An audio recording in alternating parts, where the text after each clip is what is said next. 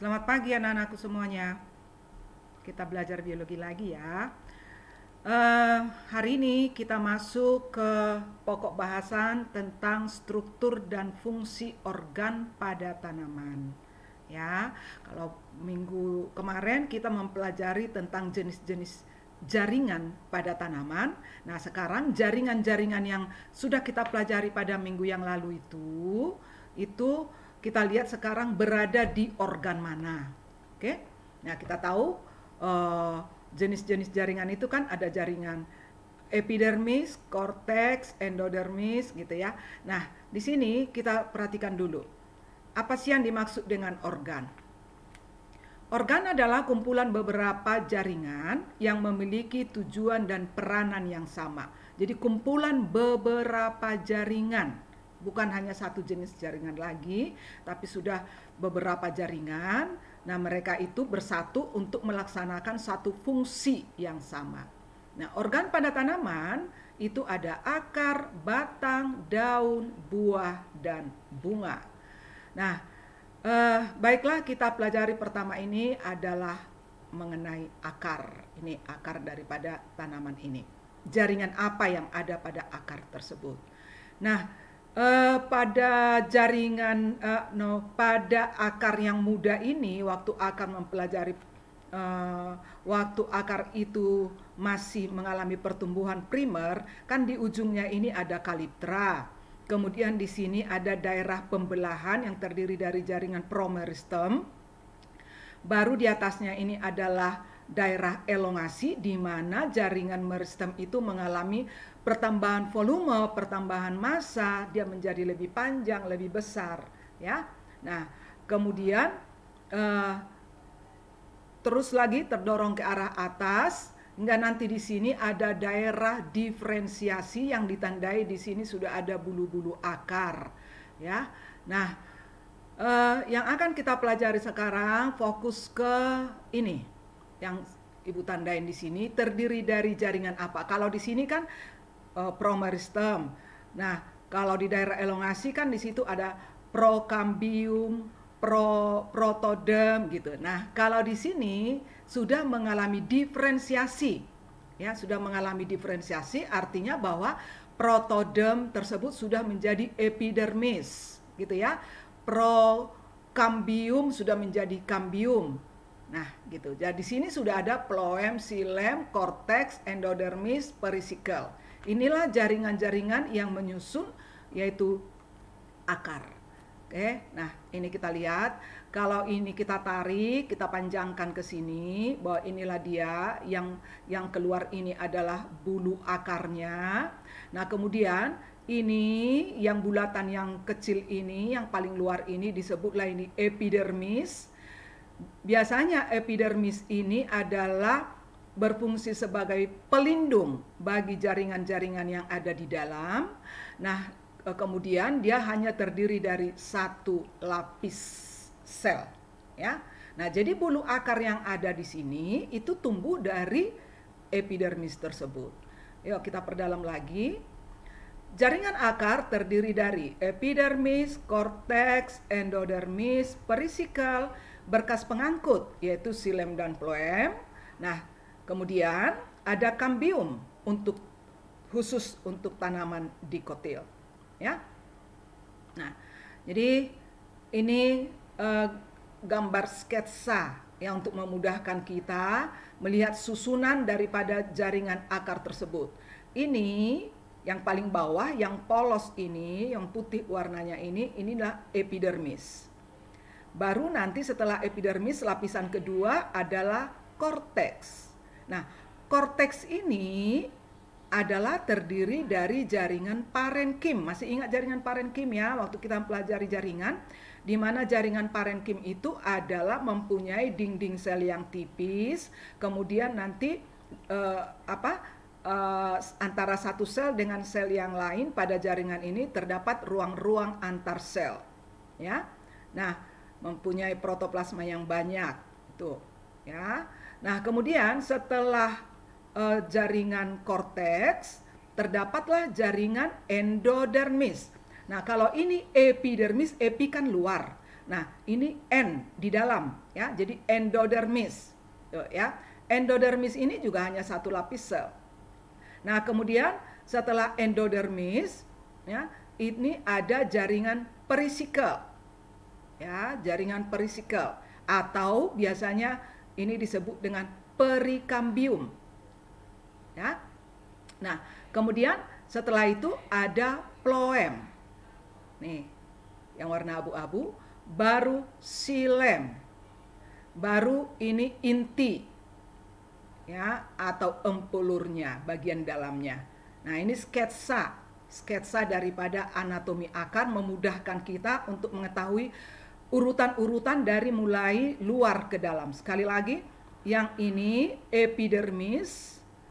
Epidermis itu hanya satu lapis sel, ya. Jadi jaringan yang hanya terdiri atas satu lapis. Kemudian bagian kedua adalah korteks. Korteks ini adalah terdiri dari banyak lapisan yang terdiri dari jaringan parenkim. Jadi korteks itu nama, ya, nama jaringannya. Kemudian dia itu sebenarnya adalah terdiri dari jaringan parenkim. Nah, kemudian ini setelah korteks, barulah jaringan endodermis, barulah jaringan perisikel atau perikambium, barulah jaringan phloem, baru xilem. Jadi xilem itu sudah dekat ke arah dalam. Nah, baru ini bagian dalamnya. Oke, itu sketsanya. Nah, kalau kita lihat jaringannya seperti ini dia. Ya, ini yang bulatan yang paling luar, inilah yang disebut namanya adalah epidermis, lingkaran paling luar. Hanya satu lapis sel kan ini. Nah, kemudian di sini ada korteks. Ini korteks ini sebenarnya tadi saya katakan adalah jaringan parenkim. Nah, di tanaman dikotil ya, biasanya kan akar itu kan keras ya. Itu ada jaringan kolenkim ada. Makanya ini ada yang hitam-hitam ini. Ya. Bahkan ada tanaman yang akarnya itu ada terdiri dari parenkim, kolenkim, sklerenkim.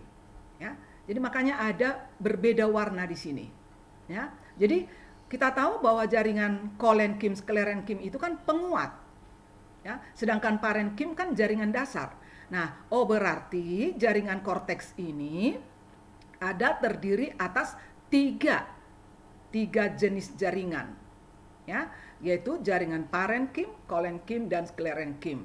Ya, jadi ada beberapa tanaman di mana akarnya itu terdiri dari beberapa jaringan seperti ini. Nah, setelah korteks ini, kamu perhatikan ini yang biru. Ini adalah lingkaran yang biru ini adalah endodermis. Ini juga hanya satu lapis sel. Ya, endodermis.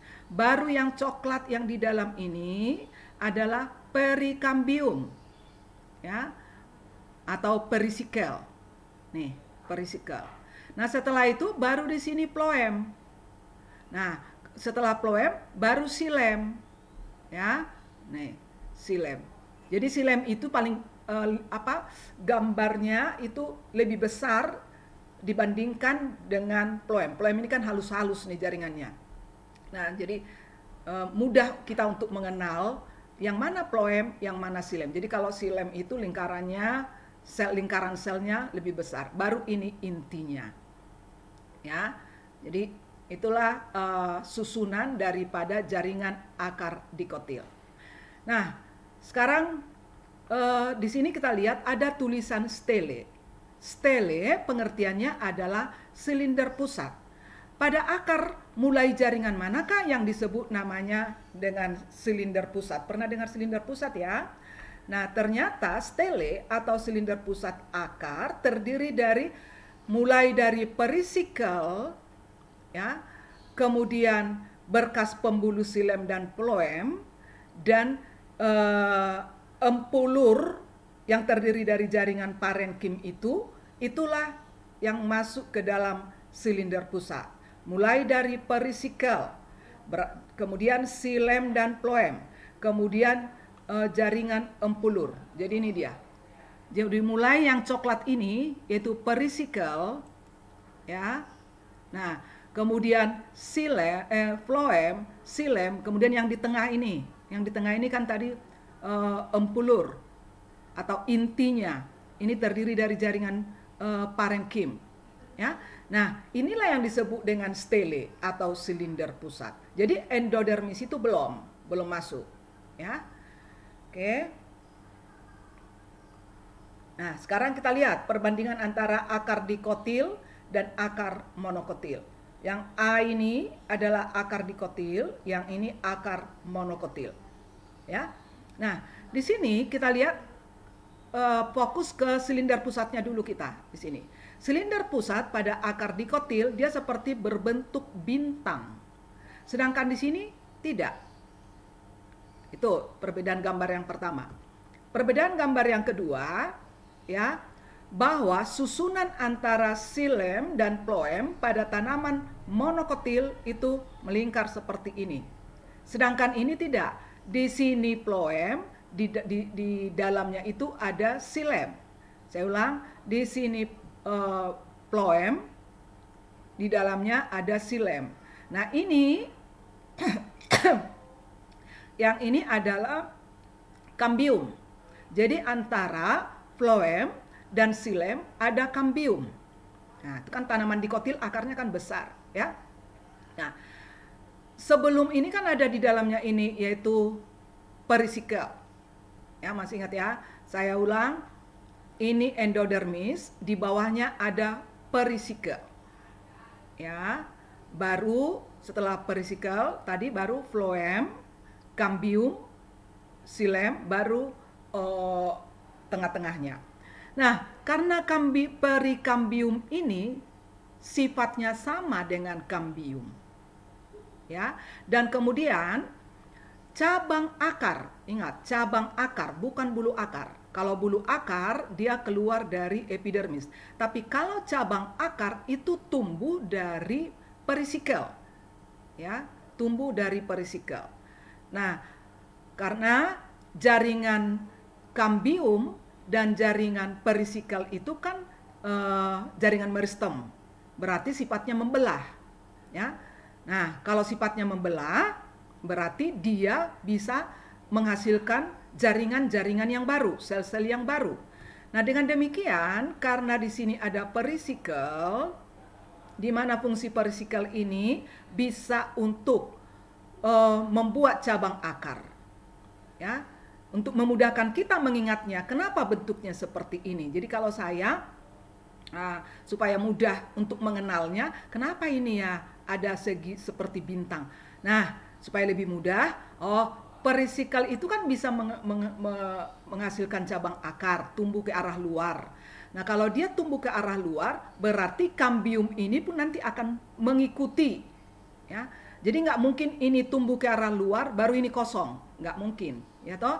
Jadi kalau perisikal tumbuh ke arah luar, maka kambium pun akan ikut membelah mengikutinya. Ya, nah sehingga bentuknya menjadi seperti ini. Begitu cara ibu untuk mengingat, mempermudah alasan kenapa ini bentuknya seperti ini. Nah, jadi kalau pada tanaman monokotil kan tidak ada kambium, ya. Nah, jadi pertumbuhan daripada pertumbuhan daripada akarnya itu terbatas, besarnya terbatas karena dia hanya tidak mempunyai kambium, hanya mempunyai perisikal, ya. Nah, kemudian perbedaan satu lagi, kalau pada tanaman akar monokotil itu empulurnya itu jelas, ini intinya ini jelas. Sedangkan ini tidak, karena apa? Kenapa? Karena nanti di sini kambium ini akan membelah ke arah dalam untuk membentuk floem. Ya, jadi padat di sini. Ya. Oke, jadi inilah perbedaan antara susunan jaringan akar dikotil dan akar monokotil. Saya ulang, persamaannya sama-sama mempunyai epidermis, sama-sama mempunyai korteks, sama-sama mempunyai endodermis, sama-sama mempunyai perisikal. Tetapi mereka berbeda pada susunan, yaitu antara floem dan silemnya. Ya, kalau pada tanaman dikotil ada kambium dan posisi daripada floem itu ada di arah luar kambium, sedangkan silem di arah dalam. Oke. Nah, itulah susunan jaringan akar dikotil dan monokotil. Nah, ini dia sama ya. Ibu hanya menunjukkan aja di sini. Ini adalah susunan daripada akar monokotil, ini akar dikotil. Jadi ini bintang-bintangnya seperti ini. Ya, sama aja dengan yang tadi. Nah, kita lihatlah apa yang dimaksud dengan epidermis. Epidermis akar itu berdinding tipis dan biasanya tidak memiliki kutikula. Ciri yang paling khas dari epidermis akar ialah menumbuhkan rambut akar. Bukan cabang akar ya, rambut akar. Di mana rambut akar ini merupakan organ yang berfungsi untuk mengambil air dan garam mineral dari dalam tanah. Kemudian korteks. Korteks tersusun atas jaringan parenkim yang berperan menyimpan cadangan makanan. Korteks itu mempunyai ruang interseluler. Kenapa? Karena dia kan jaringan parenkim. Ya. Nah, kemudian air dan garam-garam mineral dari bulu akar akan melewati sel-sel korteks melalui ruang antar sel tersebut. Ya. Peristiwa tersebut disebutlah itu transportasi ekstravasikuler secara apoplas. Nanti Ibu jelaskan itu. Bagian sebelah dalam korteks, ya, kan tadi epidermis, korteks. Jadi bagian sebelah dalam yang mengarah ke silinder pusat, ya, terdapat jaringan endodermis yang terdiri atas satu lapis sel, di mana selnya, ya, dindingnya tebal dan mengandung lilin. Endodermis berada di antara silinder pusat dan korteks. Jadi artinya endodermis itu belum termasuk silinder pusat. Nah, endodermis merupakan jaringan yang dapat mengatur pemasukan air ke dalam jaringan angkut yang berada di dalam silinder pusat. Empulur merupakan jaringan parenkim. Empulur itu tadi intinya itu merupakan jaringan parenkim. Jadi rata-rata semua terdiri dari jaringan parenkim. Makanya parenkim itu disebut jaringan dasar. Masih ingat ya, minggu yang lalu saya jelaskan bahwa parenkim itu merupakan jaringan dasar. Ya. Saya ulang di sini. Empulur merupakan jaringan parenkim yang berada di bagian pusat akar dan juga pusat batang. Pada dinding sel endodermis yang berhubungan dengan sel endodermis yang lain. Jadi antara satu sel endodermis dengan sel endodermis terdapat lapisan gabus yang dinamakan pita Kaspari. Endodermis ini tidak memiliki endodermis yang tidak memiliki pita Kaspari disebutlah itu sel penerus. Jadi artinya begini. Kan sel endodermis ini sel endodermis. Nah, antara satu sel endodermis dengan satu endodermis itu ada yang mengalami penebalan. Itulah yang disebut pita Kaspari. Tetapi ada yang tidak mengalami penebalan. Jadi misalkan ini selnya, ini mengalami penebalan, ini tidak. Nah, seperti itu ya. Nah, inilah dia. Kita lihat dulu ya. Jalur absorpsi air simplas dan apoplas dari bulu akar masuk ke silem. Jadi di sebelah kiri ini lingkungan, ya. Kamu perhatikan ada dua jalurnya.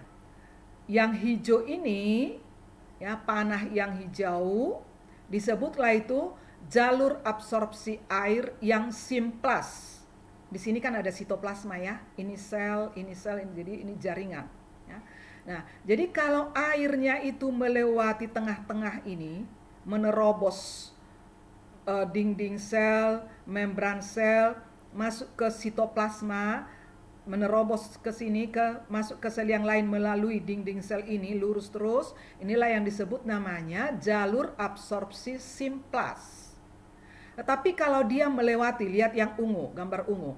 Kalau dia melewati pinggirnya melalui antara dinding dan membran selnya seperti ini, itu disebut jalur absorpsi apoplas. Ya, jadi di luar apo, di dalam simplas. Nah, tadi Ibu jelaskan bahwa pada jaringan endodermis ada pita Kaspari.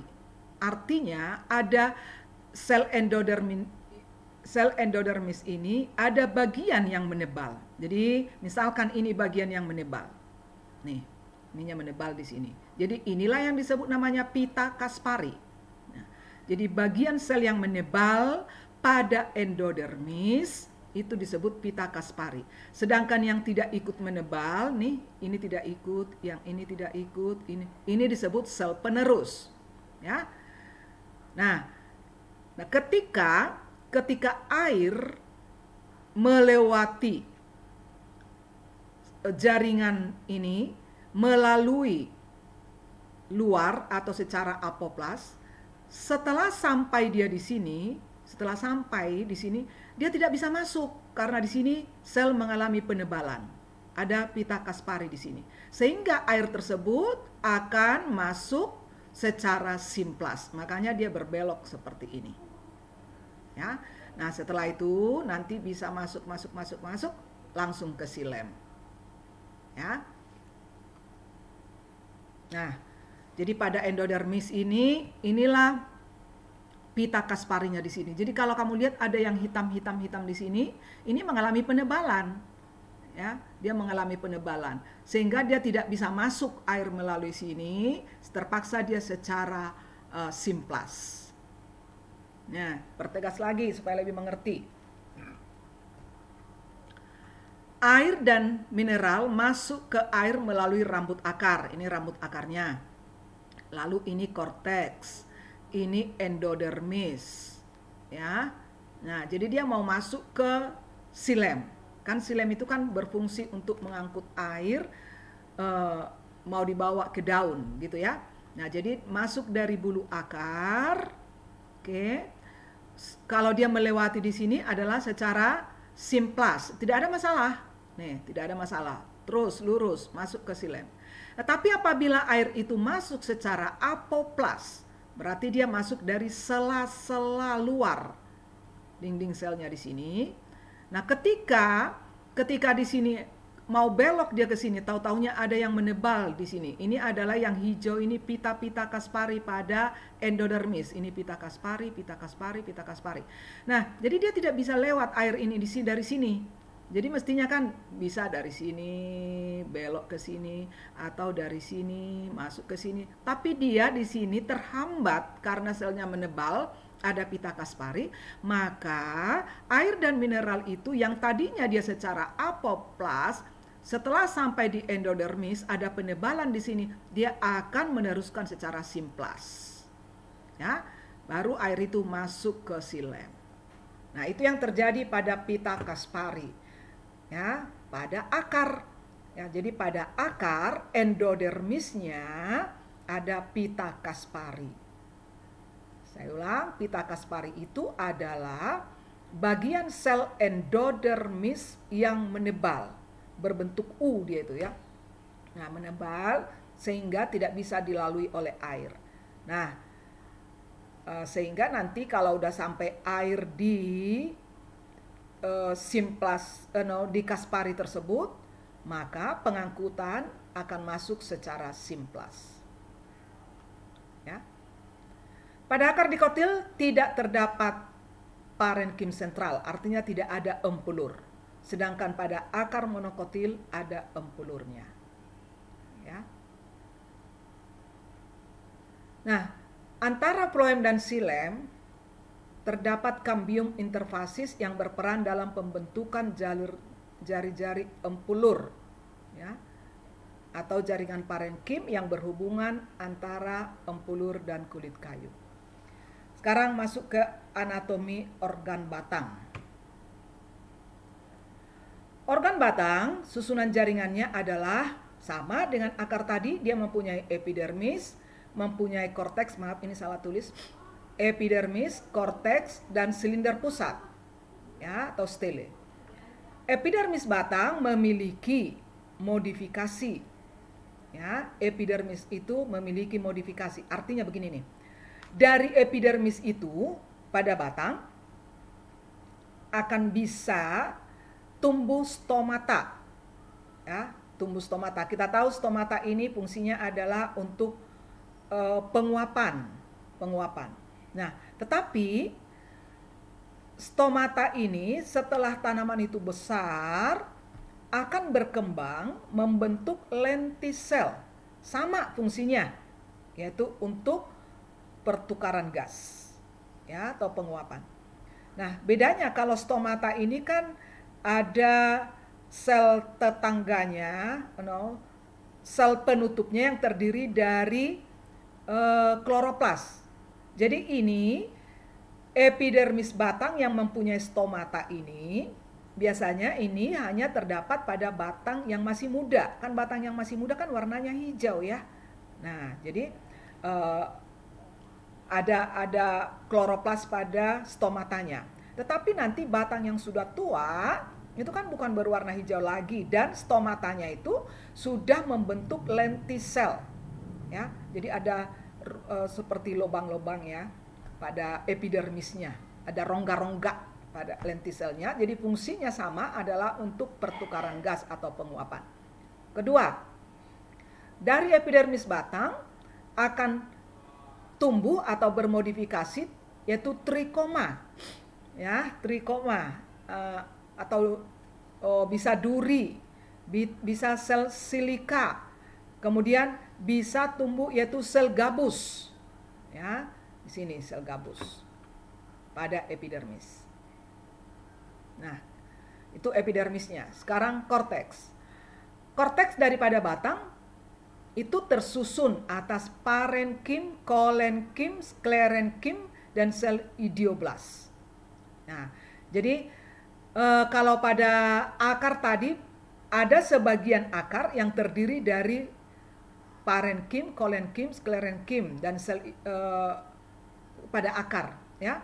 Tapi pada umumnya dia hanya terdiri dari parenkim, ya, hanya sedikit yang ada padanya kolenkim dan sklerenkim. Tapi kalau pada batang, ya, makanya batang itu sangat kuat sekali, ya.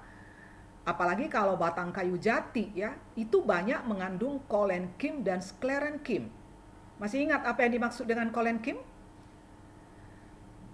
Kolenkim adalah jaringan parenkim yang mengalami penebalan sudut. Ini pelajaran kita minggu yang lalu.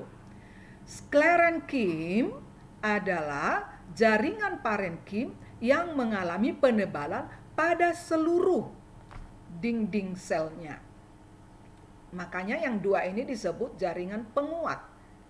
Sedangkan sel idioblast adalah sel di mana bentuk dan fungsinya berbeda bentuk dengan sel yang ini, ya. Jadi sel yang sangat berbeda bentuknya dengan sel yang lain, ya. Jadi inilah sel-sel penyusun korteks pada batang. Jadi kalau ditanya mengapa sih batang itu sangat kuat, ya. Nah, selain dinding selnya yang terdiri dari zat selulosa, pada batang selain dia terdiri dari jaringan parenkim, ada kolenkim, ada sklerenkim. Ini dinding selnya mengalami penebalan-penebalan. Kemudian pada bagian korteks paling dalam, ya, disebut fluoterna atau sarung tepung, ya. Karena dia berisi zat tepung. Ini kalau pada batang yang masih muda, ya. Nah, fluoterna dapat mengalami penebalan membentuk pita Kaspari yang disebut endodermis. Nah, jadi Fluoterna itu dapat berubah menjadi endodermis. Perbedaannya apa? Kalau Fluoterna itu berfungsi sebagai sarung tepung, nanti dia berubah menjadi endodermis. Kalau dia sudah berubah jadi endodermis, nah ada sebagian selnya yang mengalami penebalan, mengalami pita Kaspari. Sedangkan Fluoterna tidak ada pita Kasparinya. Ya, itu perbedaannya. Tapi endodermis yang ini adalah hasil dari perubahan si Fluoterna. Nah, sekarang silinder pusatnya. Silinder pusat itu terletak di dalam endodermis yang mulai dari perikambium, parenkim, berkas pengangkut, pit atau inti atau empulur. Ya, jadi inilah sama seperti akar juga kan silinder pusatnya atau stelenya dimulai dari perisikel, parenkim, berkas pengangkut atau xilem phloem, dan intinya atau empulur. Pada tanaman rumput-rumputan dan bambu, empulurnya itu membentuk rongga yang memanjang. Nah, empulurnya. Jadi kalau kita ambil bambu, di tengah-tengahnya itu kan ada rongga. Nah, sebenarnya itu adalah pitnya, ya, empulur. Kemudian pada sagu, empulurnya mengandung pati. Nah, ini penampang melintang, ya, penampang melintang batang dikotil. Terdiri dari bagian luar ini epidermis, yang hijau ini, hijau muda ini disebut korteks. Nah, tadi saya katakan bahwa korteks itu terdiri dari 4 jenis jaringan, yaitu parenkim, kolenkim, sklerenkim, dan sel idioblast. Nah, baru sekarang lingkaran yang merah. Lingkaran yang merah ini adalah kambium. Ya. Nah, kemudian di luar yang merah ini sebenarnya harus ada si perisikel dan endodermis. Oke, yang kuning phloem, yang biru adalah xilem. Yang tengah empulur. Nah, semakin berkembang dia. Di sini epidermis. Yang putih ini disebut korteks. Lalu yang hitam ini, lingkaran kedua yang hitam disebut endodermis. Di dalamnya ini setelah endodermis ada perisikel. Oke.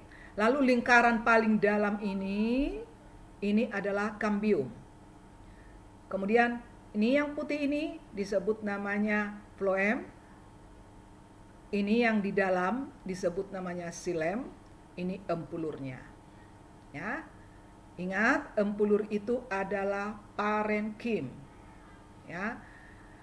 Oke. Nah, ini dia lengkapnya seperti ini. Nah, kalau udah begini, sudah susah kan kita untuk yang mengenalnya. Tapi kalau kita udah tahu tadi konsepnya, bagian luar adalah epidermis.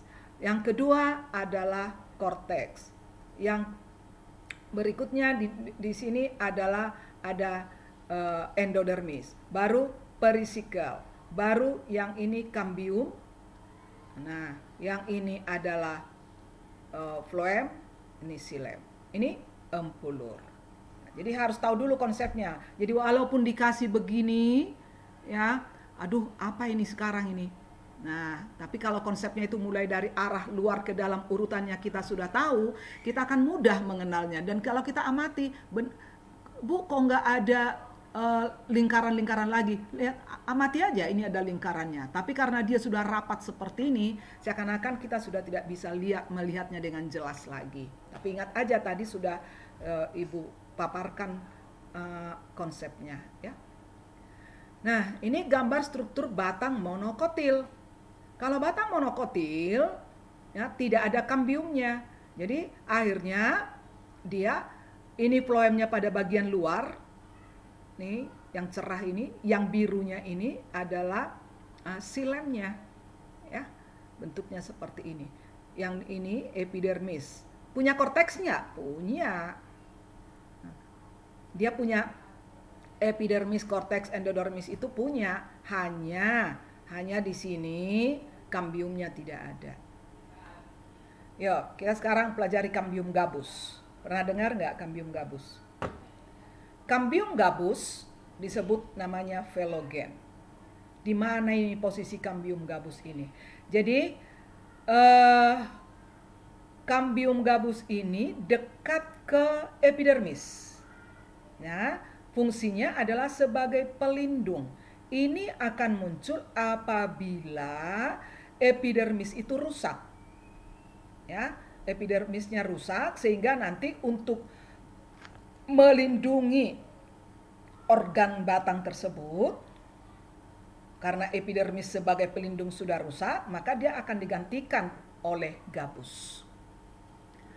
Pada jaringan korteks bagian luar, yaitu korteks yang mengarah ke epidermis, itu nanti parenkimnya akan dapat membentuk kambium gabus, ya, atau yang disebut namanya velogen. Saya ulangi, pada jaringan korteks bagian luar, yaitu korteks yang sudah dekat ke epidermis. Nah, itu nanti akan dapat membentuk kambium gabus. Nah, kambium gabus itu ke arah luar, ke arah epidermis, akan membentuk jaringan velem atau yang disebut dengan gabus. Inilah yang sebagai pelindung pada organ batang tersebut karena epidermisnya sudah rusak. Ya, kenapa rusak? Karena si kambium dan perisikelnya itu kan membelah sangat hebat ke arah luar dan ke arah dalam.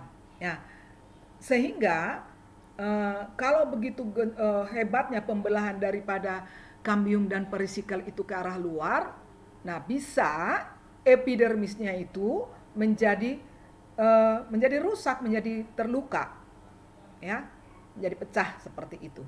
Atau bisa juga karena dilukai, misalnya ketika pohon karet, ya, dilukai untuk mengambil getahnya, ya. Nah, itu nanti di sana akan tumbuh yaitu kambium gabus. Jadi saya ulang lagi, velogen ke arah luar membelah, membentuk jaringan velem atau gabus. Ke arah dalam, ke arah empelur, ke arah silinder pusat, ya. Dia akan membelah, membentuk veloderm. Veloderm ini merupakan jaringan hidup, sedangkan gabus adalah jaringan mati. Artinya dia terdiri dari sklerenkim. Sklerenkim itu kan mati ya jaringannya, ya, seperti pada tempurung kelapa kan sklerenkim. Nah, jadi kalau kamu melihat biasanya botol kecap, botol wine, itu gabus sering dipergunakan untuk menutup botol tersebut. Itu sebenarnya adalah jaringan velem, ya. Nah, jadi dia tidak bisa ditembus oleh air atau cairan. Ya, itulah mengenai kambium gabus, ya. Jadi kambium gabus sekali lagi dekat ke epidermis, ya, dihasilkan dari bagian korteks paling luar, ya. Nah, dia bisa membelah kambium gabus, namanya kambium, ya.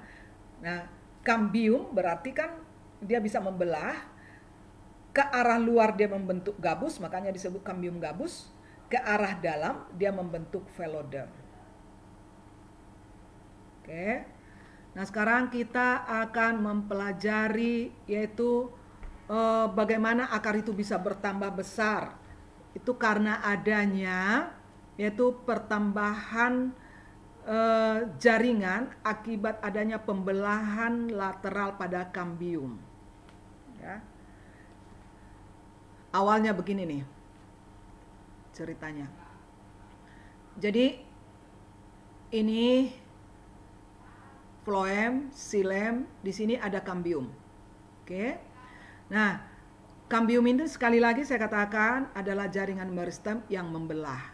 Nah, sehingga nanti kalau dia posisinya berada di antara floem dan xilem, berarti dia nanti membelah.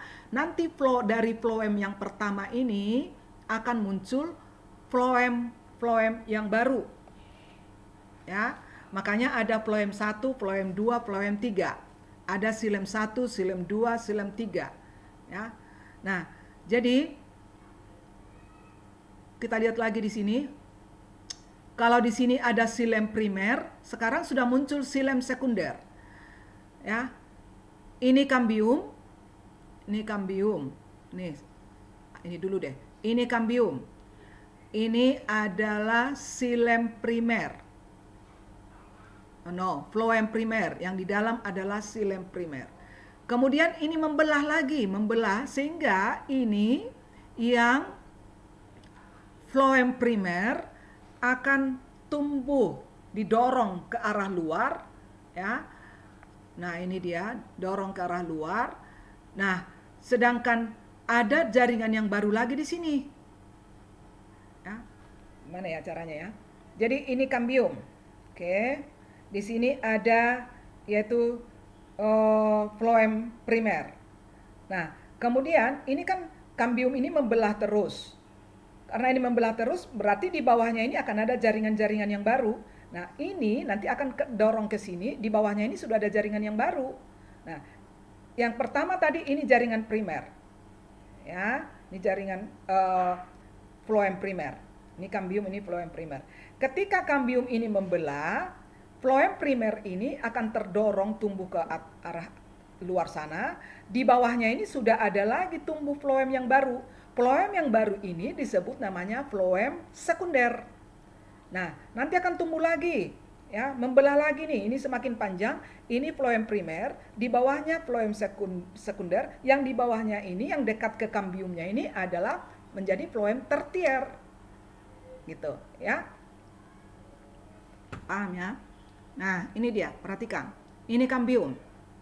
Awalnya tadi di sini adalah nomor 1. Nomor 1 ini adalah kalau ke dalam kan xilem ya. Ini nomor 1 ini awalnya adalah xilem primer. Ini nomor 1. Lalu nanti kambium ini akan membelah lagi. Jadi nomor 1 itu akan terdorong ke arah dalam, ke arah empulur. Ya. Sedangkan di sini akan muncul lagi yang baru. Nah, floem yang baru muncul ini disebutlah ini floem sekunder, makanya nomor 2. Sudah? Nah, terus membelah lagi, udah di sini dia sekarang. Ini sekarang floem primer, ini floem sekunder, ya. Ini floem tertier, ini yang 4, ini nomor 5. Jadi berarti floem yang paling tua sudah maju ke arah dalam. Yang paling muda angkanya di sini. Ya, jadi siapa jaringan floem yang terakhir tumbuh dari kambium, berarti itu angkanya angka yang besar. Artinya ke-4 atau ke-5, sedangkan yang 1 itu kan sudah semakin tumbuh maju ke arah dalam. Begitu juga dengan si floem di sini. Ya. Kalau ini tadi xilem, begitu juga dengan floem di arah luar ini. Ini kambium, ini floem primer. Nanti tumbuh, dia membelah lagi kambiumnya, maka floem primer ini akan maju ke arah menuju ke epidermis. Nah, yang baru muncul itu disebut floem sekunder. Nah, membelah lagi nanti muncul floem tertier. Hanya ya, kalau floem ini terus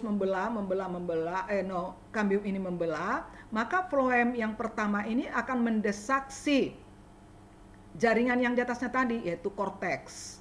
Ya, didesaklah itu si perisikel, didesak endodermis, didesaklah itu korteksnya, nanti menjadi tumbuh terus ke arah luar sehingga nanti epidermisnya itu menjadi rusak. Makanya ada kambium gabus. Ya. Nah, seperti ini dia.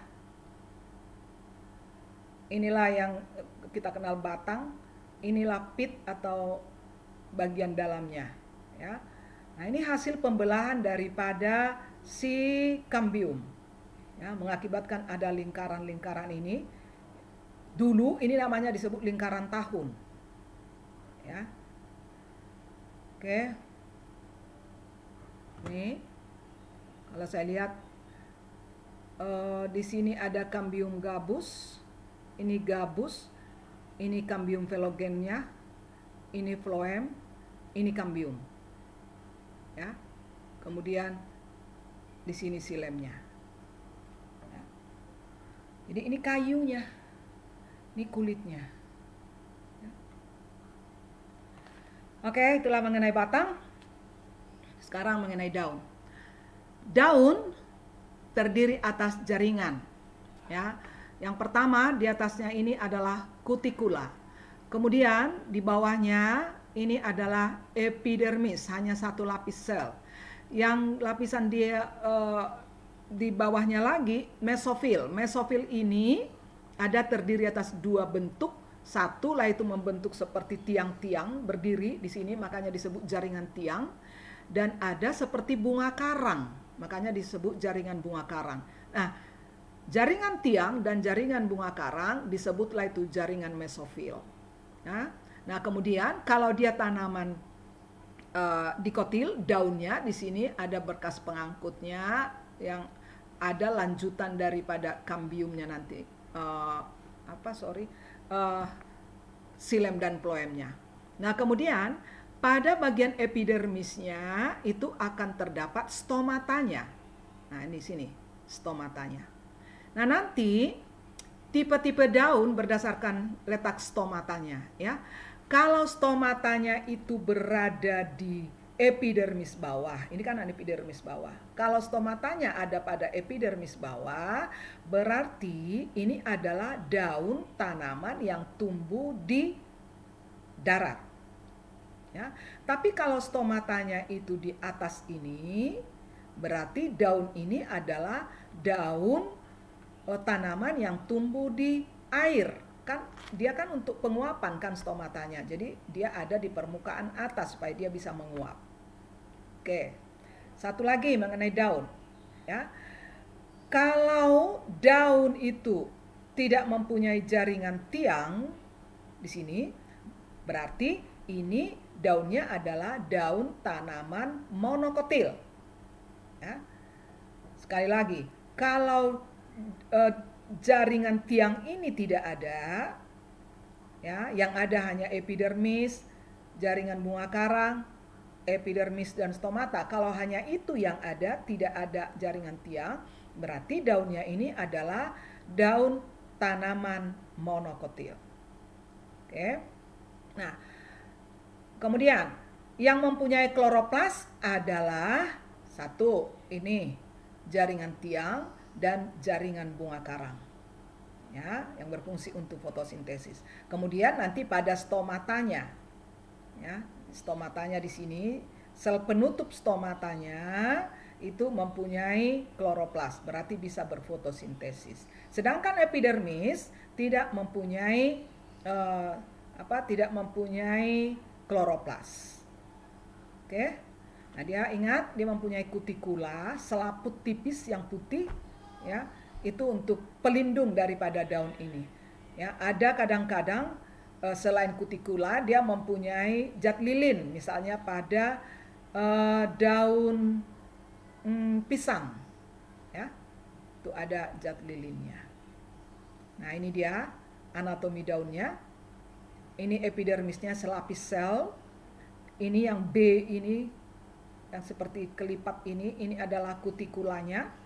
Ini jaringan tiang. Kemudian ini jaringan bunga karang.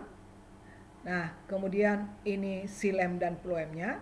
Kemudian pada epidermis bawah ada stomata. Berarti, ya, karena ini seperti ini, berarti daun ini adalah daun tanaman dikotil yang tumbuh di darat, ya, gitu. Sekarang bunga.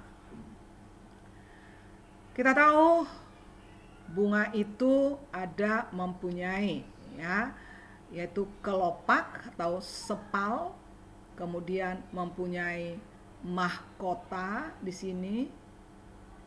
Oke. Nah, kemudian dia mempunyai alat reproduksinya 2, yaitu ini putiknya, ini kepala putiknya. Ini nanti akan lurus ke bawah. Di sini ada ruang ovarium. Di dalamnya ada ovule. Ovule yaitu ruang bakal biji. Dan kemudian ini adalah sari. Ini kepala sarinya. Ya. Itu mengenai bunga. Kalau ini kan udah biasa kamu pelajari ya. Mengenai buah. Buah berdasarkan sifat dinding buah atau perikarpiumnya, jenis buah itu ada 1, buah kering atau buah kering pecah yang disebut kedelai, kacang kedelai. Dia kering tapi masih bisa dipecah. Ada buah kering tidak bisa dipecah, yaitu padi. Ya. Kemudian ada buah berdaging yang disebut namanya mangga.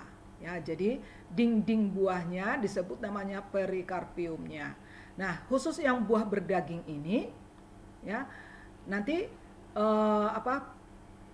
kulitnya itu terbagi atas epikarpium, yaitu bagian luar, dan ini biasanya berwarna dari warna hijau nanti berubah menjadi warna merah atau orange gitu ya.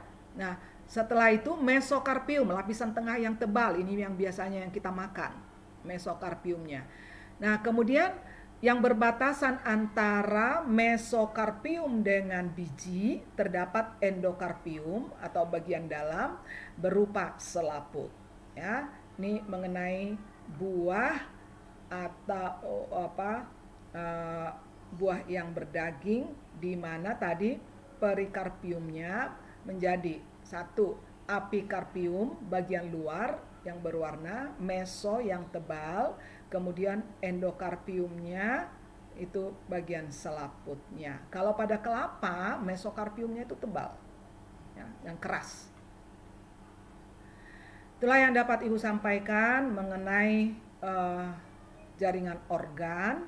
Saya harap dapat dimengerti. Kalau misalkan kurang jelas, nanti bisa ditanyakan melalui WA. Terima kasih. Assalamualaikum warahmatullahi wabarakatuh.